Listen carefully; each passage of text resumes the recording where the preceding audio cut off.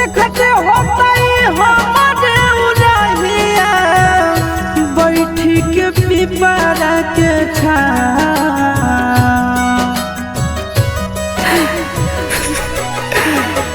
देखते होतई हमारे उड़हिया बैठी के पिपरा के छाँव।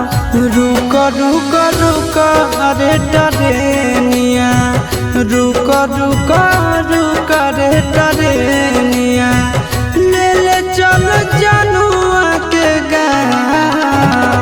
रुक रुक रुक रे टरेनिया।